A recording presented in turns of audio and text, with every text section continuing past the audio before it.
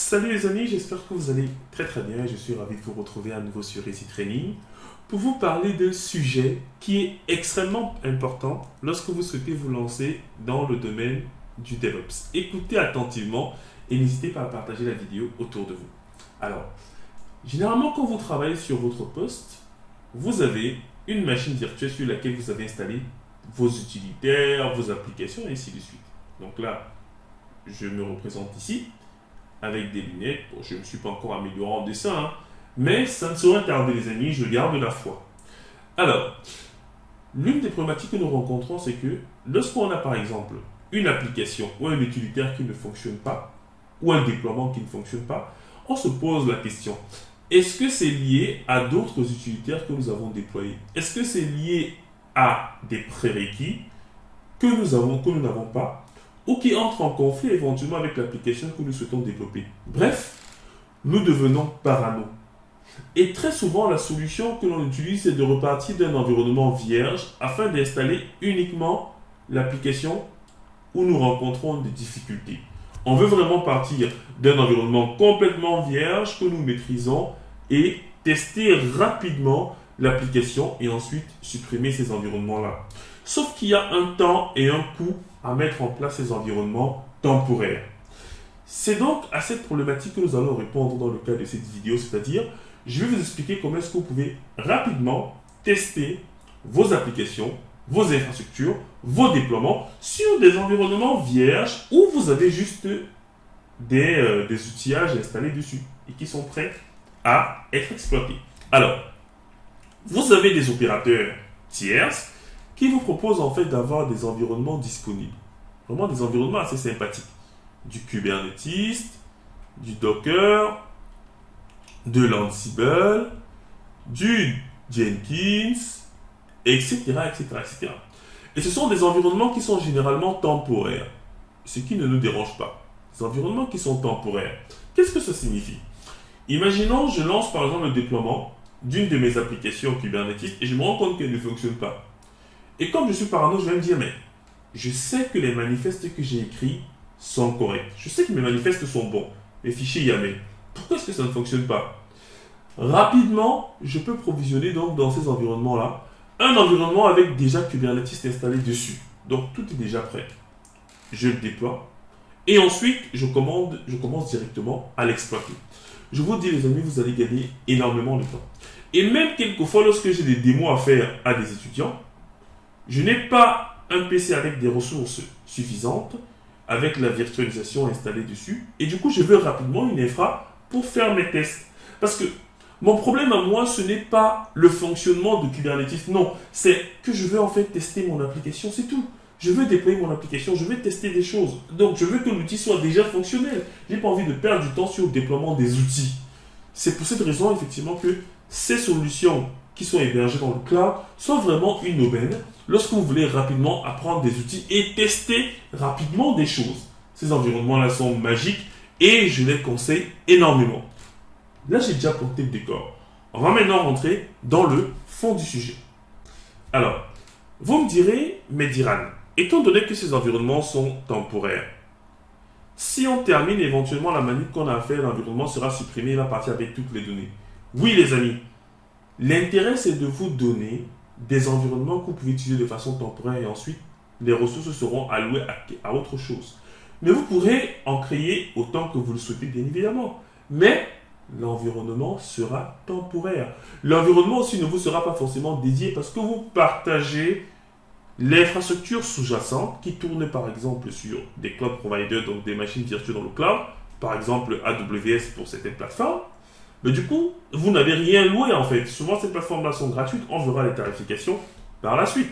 Donc, là, vous vous rendez compte que oui, vous avez un environnement temporaire. Donc, si vous produisez des choses, pensez immédiatement à publier par exemple votre code sur votre GitHub. Une sorte de backup.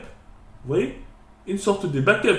Dès que vous réalisez les manifestes, vos scripts et tout et qui fonctionnent, n'hésitez pas à les pusher sur votre GitHub. Et on a une formation dessus sur easytraining.fr où on vous apprend effectivement à publier votre code sur GitHub. Ça va vous permettre de backuper vos données.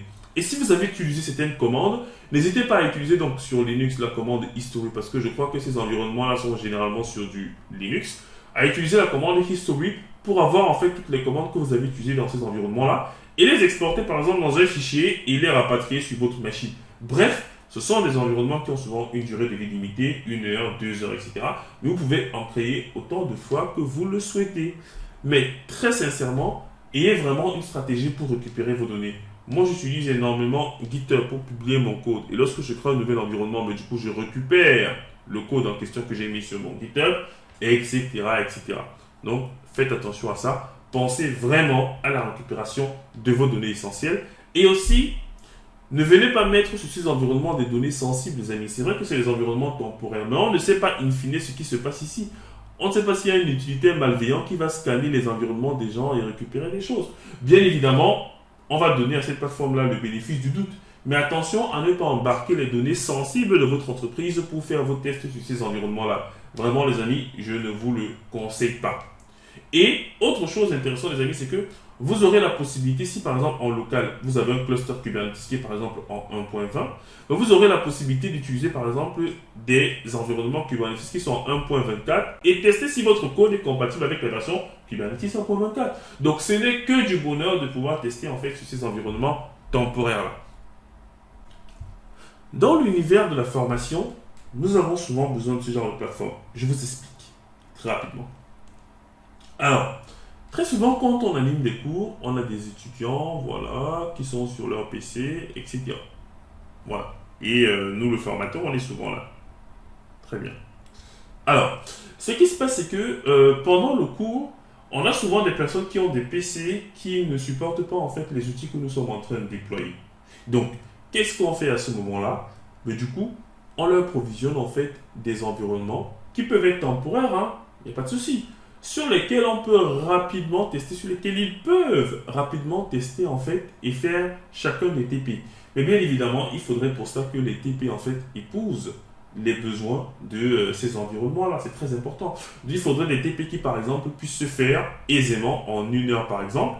Et ainsi, dès que la personne a fini le TP, ben, du coup, l'environnement est supprimé. Donc, ça veut dire qu'on peut créer effectivement l'environnement, faire le TP et ensuite libérer les ressources qui ont été utilisées. Quelquefois, on crée des environnements qui vont durer toute la formation. Ça peut arriver, mais on a souvent recours à, en fait, à ces plateformes que je vais vous montrer par la suite, qui vont nous permettre effectivement, en tout cas, qui vont permettre aux étudiants d'expérimenter certaines choses rapidement sans pour autant avoir à gérer en fait l'infrastructure. Parce que oui, la problématique, c'est que si vous êtes dans un cloud provider et que vous créez une VM, ben, il y a des fois en fait où vous n'en aurez pas besoin, mais malheureusement vous serez facturé dessus, même si vous ne l'utilisez pas à fond. Alors qu'avec ces environnements, si ben, du coup vous testez rapidement, vous récupérez le résultat et vous avancez. Donc c'est vraiment très très pratique pour des tests temporaires. Donc vraiment, nous dans le cadre de nos formations, on a souvent besoin de ces environnements temporaires. Et pour aller encore plus loin, dans certaines formations en mode e-learning, donc là vous avez un cours que vous suivez avec différents chapitres, voilà, différents chapitres, parce que ça commence déjà à se démocratiser avec différents chapitres. Du coup, au niveau d'un chapitre, vous avez par exemple les TP, TP1, TP2, et il arrive que quand vous suivez en fait le cours, ben, du coup, on vous demande en fait d'accéder à des environnements de TP temporaires pour réaliser en fait ce TP-ci. Dans le e-learning, ça commence vraiment à se généraliser pour donner en fait une meilleure expérience utilisateur, une meilleure expérience client, une meilleure expérience de formation en immersion de la part de l'apprenant qui va effectivement plus se concentrer sur comment utiliser et exploiter l'outil que comment est-ce que l'outil est installé et comment la VM sera gérée par nos propres soins. Donc on veut vraiment faire en sorte que l'apprenant se concentre ou se consacre même sur l'utilisation de l'outil et moins sur il faut que je mette la VM, que j'interconnecte les réseaux, etc., etc. Pour nous, ce n'est pas le plus important quand on débute une formation ou alors lorsqu'on est novice. On doit plus se concentrer sur comment utiliser, comment exploiter, comment réaliser des projets concrets très rapidement et voir comment est-ce que l'outil fonctionne. Parce que lorsque quand vous débutez une formation, vous devez vous casser la tête à déployer l'outil, ce n'est pas mauvais, mais sauf que ça en décourage certains. Alors que l'exploitation de l'outil n'est même pas difficile, mais sauf que l'installation peut être compliquée. Donc, l'objectif, c'est que les gens aient rapidement un environnement pour se concentrer, pour se focaliser sur l'utilisation de l'outil. Je sais que vous avez hâte de découvrir ces outils-là. Sûrement vous vous dites, mais oui, Diran, tu as fait déjà beaucoup de discours. Montre-nous exactement de quoi est-ce que tu parles. Mais je vais le faire tout de suite. Alors, par le passé, on utilisait le très légendaire Katakoda, donc, qui est une entreprise en fait qui nous proposait des environnements, des playgrounds. La société a été rachetée par Orioli. On avait quand même encore accès à Katakoda, mais après, du coup, c'est une décision qu'ils ont prise de migrer en fait l'ensemble de leur playground et leur scénario sur Orioli. Donc maintenant, il faut en fait aller sur Orioli et avoir un abonnement sur Orioli en fait pour pouvoir profiter de ce que nous offre en fait Katakoda. Donc là, par exemple, je vais me connecter à mon compte Orioli et vous allez voir effectivement de quoi est-ce qu'il s'agit, sachant que Orioli, comme je l'ai dit, c'est une plateforme payante. Donc dans la partie interactive, vous avez en fait des labs qui sont déjà préparés, prédéfinis. Par exemple, voilà, si je cherche par exemple des labs qui sont liés à Kubernetes, voilà, vous avez Kubernetes fondamental, là vous avez un scénario sur les répliques 7, vous avez ici un scénario pour apprendre les deployments, je peux lancer le scénario, etc. On me montre effectivement le livre dont il est question. Donc ça veut dire que l'expérience vraiment de lecture des livres est améliorée parce qu'on va pouvoir s'amuser concrètement. On nous donne les objectifs, créer, inspecter un deployment et scaler en fait un deployment. Donc dès que je fais Start, vous voyez, il me met en place l'environnement. Il me donne également un IDE que je peux utiliser. Donc c'est un VS Code qui va être déployé et je pourrais effectivement manager mon code et j'aurai aussi accès forcément au livre et là j'ai également accès au Kubernetes dashboard qui va me permettre en fait d'avoir accès au dashboard, mais pour l'instant il n'est pas encore déployé. Donc globalement j'aurai en fait à disposition pas mal d'outils et donc vous voyez que là il me propose des lignes de commande que je peux directement exécuter. Vous voyez, je peux directement les exécuter et j'ai vraiment un environnement qui est presque fin prêt. Là, j'ai l'IDE. L'IDE sera, je pense, aussi bientôt prêt. Donc, je vais l'actualiser. Voilà, je peux même l'ouvrir dans une autre fenêtre. Et donc là, en cliquant, par exemple, sur ce bouton-ci, tac, vous voyez, il vérifie que l'API est OK. Très bien. Il vérifie que les nœuds sont prêts. Parfait. Donc, là, ça me permet de confirmer que tout est bon. Je peux également tester si Helm est là. OK. Je peux également récupérer le dashboard pour le token, le token pour le dashboard lorsque je vais vouloir m'y connecter. Bref, j'ai ici un cluster Kubernetes que je peux utiliser, GetNode, et le cluster Kubernetes est en version, donc là je vais nettoyer mon écran, voilà GetNode, et en version 1.23.4. Ça veut dire qu'il va déjà nous proposer en fait un cluster avec des éléments installés dessus. Donc lorsque j'ai traversé effectivement cette étape-là, je peux faire Continue, voilà. Et je pourrais donc continuer à exécuter ces différentes opérations. Vous voyez? Donc, c'est vraiment pratique, c'est interactif. Bon, par le passé, on avait par la partie interactivité, mais voilà, ils l'ont rajouté. Mais sauf que maintenant, c'est disponible exclusivement sur Orioli. Donc, Katakoda, il nous a dit bye bye. Donc, l'idée, je crois qu'il est toujours en cours. Le dashboard, vous voyez qu'il est là. Et il me propose effectivement d'avoir le fameux token que je peux mettre ici. Donc là, je peux récupérer, si je reviens en arrière, mais je crois que j'ai nettoyé mon écran, donc il faut que je récupère la commande pour avoir le token. Voilà, donc le token, il est là, tac, tac, tac, voilà, copie. Et vous voyez que c'est très pratique parce que on essaie effectivement de se concentrer sur le fonctionnel. Je veux apprendre effectivement à exploiter ces différents éléments-là. Je veux apprendre à les utiliser. Donc là, j'ai mes différents objets, Kubernetes, etc. etc. Je peux choisir le namespace, et ainsi de suite. Donc là, j'ai plusieurs namespaces.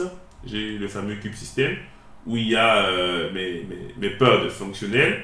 Voilà, kubeproxy, flanel, etc. Donc là, j'ai par exemple 2 VM, parce que lorsque je fais un getNode, j'ai 2 VM. Donc il me donne en fait 2 VM, et je les ai effectivement le temps de la durée du scénario. Je ne sais plus à combien est-ce qu'ils ont paramétrer leurs différents scénarios. Je ne sais pas s'ils le précisent même dès le début. Je ne m'en rappelle plus. Estimer time, donc ça c'est le temps de la réalisation. Mais l'environnement, je crois que ça doit être 1 heure ou 2, je crois. Donc ça c'est pour la partie Katakoda. C'est vraiment, en tout cas, la partie Orioli. voilà, mais qui anciennement était notre cher Katakoda, dont on a pu accès, sachant que vous pouviez en fait créer vos propres scénarios et vous amuser en fait avec les divers environnements. Voilà. Donc si je reviens sur Interactive, là sur Interactive, donc je peux soit avoir des scénarios qui sont prêts, soit avoir des sandbox, c'est-à-dire il n'y a absolument rien dessus. Et là je peux avoir des sandbox par exemple avec Jenkins, vous voyez. Et la sandbox en fait on ne vous donne pas forcément des scénarios, des commandes à exécuter et tout, non. Là, on vous dit juste tout simplement comment vous allez récupérer la valeur de votre password et vous pourrez faire ce que vous voulez. Je peux ouvrir un autre terminal, voilà, ici, je peux ouvrir un terminal, voilà, et là je suis normalement dans le conteneur Jenkins, vous voyez, je peux ouvrir, donc copier, tac, tac, tac, voilà, je paste, et voilà le mot de passe que je pourrais effectivement utiliser, en tout cas le token. Je peux ouvrir maintenant en 8080, je tombe sur Jenkins, vous voyez, et vous voyez même l'URL. Dans l'URL, on a Katakoda, vous voyez. Donc, in fine, en fait, c'est toujours la société Katakoda, mais comme elle a été rachetée par Eolib, du coup, voilà, ils ont vissé un peu. Donc, je peux effectivement avoir mon Jenkins rapidement, et ça, c'est du temps gagné. Donc, ça, c'était pour la petite démonstration qui est liée à Aureoli, Katakoda, mais qui est une solution, effectivement, qui nécessite que vous ayez une souscription sur leur site. Et au niveau des coûts, donc Aureoli, si je mets pricing, voilà, vous allez voir en fait au niveau du pricing, qu'est-ce qu'ils proposent. Vous avez l'offre individuelle, premium et l'offre équipe. Voilà. Donc maintenant c'est à vous de voir. Donc nous on a une offre individuelle pour Easy Training. Donc voilà pour la démo de Katakoda. Après avoir parlé de Katakoda, nous avons également à Easy Training, parce que nous ne sommes pas en reste, hein. Nous avons à Easy Training une plateforme qui se base effectivement sur l'outil Play with Docker et qui nous permet d'avoir différents environnements. Donc, bien évidemment, il faut avoir un abonnement déjà sur Easy Training pour pouvoir avoir accès à cette plateforme-là. Et donc, nous, on a des environnements Docker, Kubernetes, Ansible, voilà, Jenkins, etc., etc. Donc, on a déjà pas mal d'environnements qui sont préparés et on peut les créer autant qu'on en veut. Donc là, on a des environnements qui durent 2 heures. Après, la session est réinitialisée. Donc, c'est le même principe que de l'autre côté. Donc, pour Ansible, on a donc Ansible et le client Ansible. Pour Kubernetes, bon, on est quand même assez en arrière. Mais bon, c'est pas grave. Donc, on peut créer nos infras Jenkins assez facilement lorsqu'on a fait notre choix. Voilà. Donc, et du coup, on peut utiliser très facilement notre fameux Jenkins. Et je crois que normalement, il écoute sur le 80-80. Voilà. Et du coup, je pourrais récupérer en fait le code comme tout à l'heure en fait. Donc, on a également cette infra-là qui est disponible. Sachant que pour cette infra, Easy Training, je me suis inspiré de Play with Docker. Play with Docker. Voilà. Qui est une plateforme qui va vous permettre effectivement de pouvoir voilà, vous amuser sur une infra Docker. Bien sûr, comme c'est gratuit, la ressource ne vous est pas dédiée. Donc, alors il me demande accept, voilà, start. Donc là, il vous faut en fait un compte sur le Docker Hub. Donc là, vous avez 4 heures. Bon, avant c'était 1 heure, je crois, mais bon, là, ils ont passé à 4 heures. Vous avez différentes infras disponibles, Go, Dend, voilà. Donc essentiellement du Docker. Donc si je crée une infra là, voilà, il me provisionne l'infra.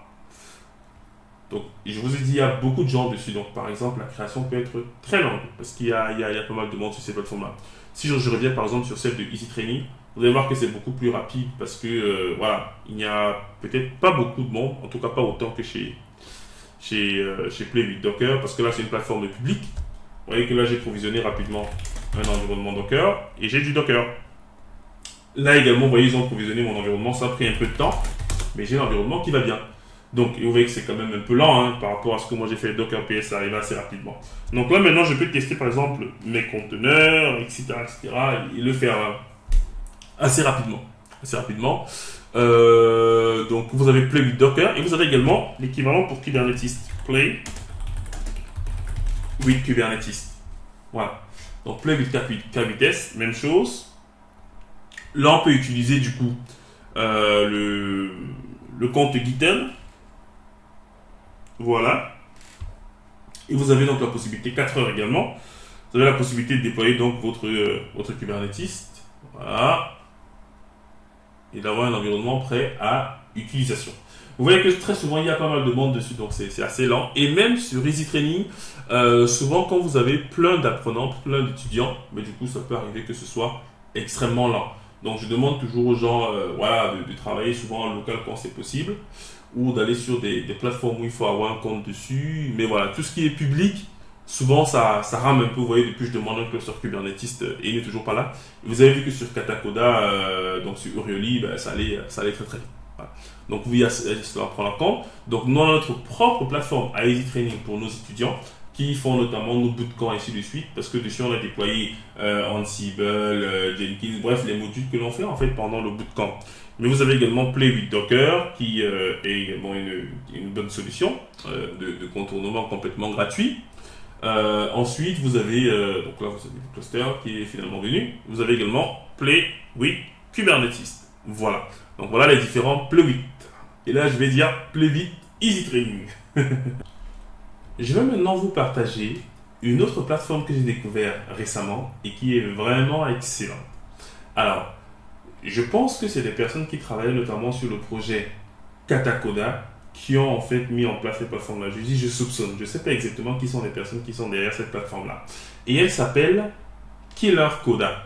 Donc, Killer Coda, c'est une plateforme qui est, bon, pour l'instant en bêta, c'est pas grave, mais qui marche assez bien. Elle va vous proposer différents environnements, donc notamment des playgrounds que vous allez pouvoir utiliser. Des playgrounds sur Kubernetes, des playgrounds Ubuntu. Parce que oui, on parle d'outils DevOps, mais très souvent j'ai envie de tester en fait rapidement quelques commandes sur Ubuntu pour voir si je peux en fait installer certains packages. Et pour pouvoir l'utiliser avec l'offre gratuite, vous pouvez simplement vous connecter par exemple à l'aide de votre GitHub, voilà, très facilement. Vous connectez à l'aide de votre GitHub. Très bien. Et ensuite, vous avez accès en fait à un environnement, voilà, un environnement Ubuntu. Donc très très facilement. Donc c'est vraiment pratique. Vous pouvez ouvrir plusieurs consoles, plusieurs tables, et ainsi de suite. Donc vous avez quand même pas mal d'options que vous allez pouvoir découvrir. Traffic Import vous permet éventuellement d'ouvrir en fait votre interface. En tout cas, si vous avez déployé par exemple une application dessus, pouvoir ouvrir en fait l'interface sur un port bien particulier. Donc vous avez quand même pas mal de scénarios. C'est un peu comme, vous avez vu, ça ressemble beaucoup à Katacoda, parce que vous avez des playgrounds que vous pouvez utiliser, vous avez des environnements avec Git, voilà. Vous pouvez même proposer, comme c'était le cas sur Katacoda, sur Killer Coda, vous pouvez également proposer des scénarios, des environnements, vous avez des tutoriels pour Thanos, voilà. Donc c'est vraiment très très intéressant. Vous avez des TP pour faire du GitOps. Vous avez vraiment du très très lourd. Donc il commence vraiment à prendre de l'ampleur. Et je vous recommande aussi de penser à cette plateforme-là. Moi, je commence déjà à l'utiliser. Timidement, mais sûrement. Je commence à m'y mettre. Vous avez des TP qui sont aussi plutôt pas mal. On vous dit effectivement, voilà, c'est Kubernetes. Voici le code qui permet de faire cela. Killer Coda. Si vous avez besoin du support, vous avez voilà, le lien vers le support Killer Coda. Vous avez les environnements Kubernetes qui peuvent donc être déployés. Je ne sais pas si ça commence à être très connu parce que l'environnement est assez rapide. Donc c'est pour ça que je dis peut-être qu'il n'y a pas encore beaucoup de personnes dessus. C'est la raison peut-être pour laquelle on arrive encore à travailler de façon très acceptable dessus. Au niveau également du temps, donc je pense que là effectivement c'est 60 minutes. Après 60 minutes, ce sera rechargé. C'est vrai que vous ne voyez pas la droite de mon écran. Je vais un peu essayer de bouger ça vite fait. Voilà, tac, vous avez un 60 minutes en fait ici. 60 minutes. Voilà. Donc je ne partage pas l'entièreté de l'écran parce que sinon les choses vont apparaître trop petites en fait au niveau du rendu. Mais bon, voilà. Donc globalement vous avez également cet outil-là qui permet d'avoir des environnements temporaires. Je pense que les centres de formation, les formateurs vont également s'inspirer de ces environnements-là pour pouvoir vraiment proposer des solutions de qualité. Et je vous ai dit, ça ressemble énormément à ce qu'on avait sur Katacoda et qu'on avait sur Urioli. Vous voyez, on a des TP qui sont aussi plutôt pas mal, avec des scénarios, vraiment comme tout à l'heure. Donc start, on vous dit de faire des choses, vous pouvez cliquer, vous copier, vous coller, voilà. Donc c'est vraiment pas mal. Vous avez log location et vous avez la solution, voilà. Vous avez la solution à la question ici. Donc c'est vraiment pas mal, c'est interactif et ça vous permet de créer vos propres scénarios pour vos TP, vos formations. Voilà. Donc c'est à vous de vous balader et de chercher quels sont les environnements les plus appropriés pour que vous puissiez expérimenter des choses. Et ça, pour moi, c'est un intérêt grandissant. Parce que très souvent, avant d'installer en fait une solution sur ma machine, sur ma VM, j'aime bien tester et voir le comportement assez rapidement et ensuite implémenter la solution. Et je vous dis, le gain de temps qu'on a à faire ces tests-là sur ces environnements jetables-là, en fait, c'est très pratique. Parce que le temps de déployer un cluster, vérifier que tout est up and running, etc., très souvent, pour moi, c'est du temps perdu. C'est vraiment du temps perdu. Donc, ce que je mets en fait sur ma machine, c'est quelque chose que j'ai généralement éprouvé dans des environnements jetables. Et je recommande vraiment, sachant qu'au niveau de la partie pricing, et tout à l'heure j'étais sur le pricing, j'espère que cette URL c'était bien ça. Voilà, au niveau du pricing, vous voyez, c'est free. Tant que vous, effectivement, vous pouvez également contribuer, mais vos repos doivent être publics, pardon. Vous pouvez avoir du support en prenant l'offre contributeur, et ça là. Ensuite, vous avez le business plan, voilà, le business plan professionnel, etc. Donc, c'est vraiment plutôt pas mal. En tout cas, moi, je vous recommande cette plateforme-là pour tester les choses. Et je l'ai découvert dernièrement et je commence vraiment à me l'approprier. Sachant que comme j'ai déjà un compte payant sur Orioli, ben je n'y vais pas trop. Ça, pour être honnête, je n'y vais pas trop ici. J'y vais quelques fois, mais comme j'ai déjà une plateforme en fait que je paye chaque mois, ben, du coup c'est celle-là que j'utilise en fait. Donc voilà pour la partie Killer Coda. Et pour terminer en beauté les amis, pour ceux qui veulent absolument travailler en local, mais provisionner leur infra de façon automatique, c'est-à-dire, imaginons, vous souhaitez effectivement sur votre machine gagner du temps et provisionner directement des VM avec l'ensemble de vos outils installés et ne pas avoir à les faire à la main. Ben, du coup, nous on vous propose en fait le couple Vagrant plus VirtualBox. Ainsi, grâce à Vagrant, vous allez décrire ce que vous souhaitez faire et VirtualBox va tout simplement appliquer. Et donc, nous, ce qu'on a fait, c'est qu'on a déjà tout préparé en termes d'environnement. Donc, si vous allez sur le repo Cursus DevOps, qui se trouve sur mon GitHub, qui a déjà pas mal de forks, environ 69, donc c'est bien. Et on est 4 contributeurs sur le repo. Si vous allez dans la partie donc Vagrant, vous allez voir qu'on a déjà pas mal de stacks qui sont préparés. Jenkins Multinode, Ansible, Docker Enterprise, Docker Swarm, Docker, GitLab. Java, CI/CD, donc c'est pour certains des cours effectivement qu'on anime dans le cadre de notre formation Easy Training. Et vous avez une vidéo ici où je vous explique en fait comment utiliser ces environnements-là. Donc, quel est l'intérêt ici? L'intérêt, c'est de pouvoir en local sur sa machine avoir des environnements qui sont provisionnés en fait automatiquement. Simplement en faisant un Vagrant up, donc vous récupérez le code, vous allez par exemple dans le dossier Jenkins, donc Jenkins, et ensuite vous faites simplement un Vagrant up. Dès que vous avez fait un Vagrant up, ben, du coup, il va installer en fait tout ce qui est nécessaire. Donc, nous, on a déjà scripté ce qui va bien. Donc, n'hésitez pas également à contribuer à ces scripts ici, parce que très souvent, il y a des choses qui évoluent. C'est pour ça, par exemple, que Ulrich, qui est l'un de nos formateurs, a fixé, par exemple, la version de Minikube dans notre script en fait d'installation. Donc, nous, on essaie de maintenir ces repos, un peu comme ce qu'il y a sur Killer Coda, parce qu'in fine, c'est les mêmes techniques qu'ils utilisent. Mais nous, on a souvent des cas d'usage, des formations où les apprenants doivent travailler sur leur machine en local. Ça voudrait donc dire que sur ces machines-là, on leur fait installer Vagrant et on leur fait installer VirtualBox. Et ensuite, on utilise en fait ce code pour permettre effectivement le déploiement rapide de leurs infrastructures. Alors, bien évidemment, il est question qu'à la fin des formations, du coup, qu'ils puissent bien comprendre les scripts-là, mais pas au début. Parce que très souvent, si on prend le temps pour expliquer le script d'installation de chaque chose, alors on n'apprend pas à utiliser l'outil. Notre but, et je le précise encore dans nos formations, c'est de permettre vraiment aux gens d'utiliser les outils. C'est pour ça qu'on leur met à disposition des stacks déjà disponibles. Et donc, tout ce qu'il faut en local, c'est Vagrant et VirtualBox. Donc, cette vidéo-ci est très intéressante parce que je vous explique chaque étape pour mettre en place vos environnements. Et dès que c'est fait, vous pourrez par exemple travailler directement avec VS Code par exemple pour pouvoir créer, en tout cas faire de l'édition sur vos machines, préparer déjà vos machines quand vous allez chez un client, vraiment gagner énormément de temps. Par exemple, si je veux un mini shift en fait, mais du coup, vous voyez, j'ai fait une vidéo par rapport à cette stack là, mais c'est très très rapide. C'est vraiment, vraiment, vraiment rapide de faire ce genre d'opération.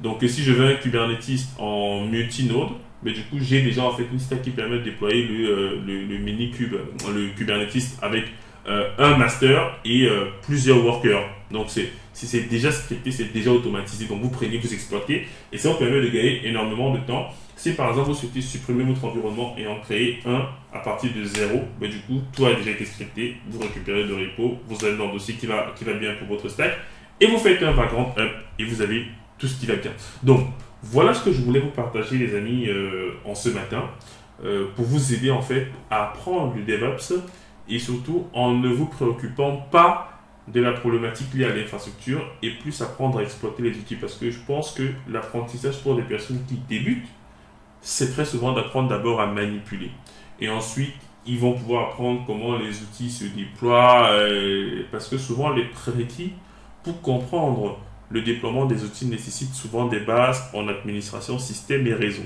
Vous voyez? Et très souvent, les gens n'ont pas ces bases-là. Et s'il faut le leur donner, en fait, ça va encore nécessiter une formation entière, alors qu'ils pourront l'apprendre même après la formation DevOps. Donc, c'est pour ça aussi que nos formations DevOps sont très plébiscitées.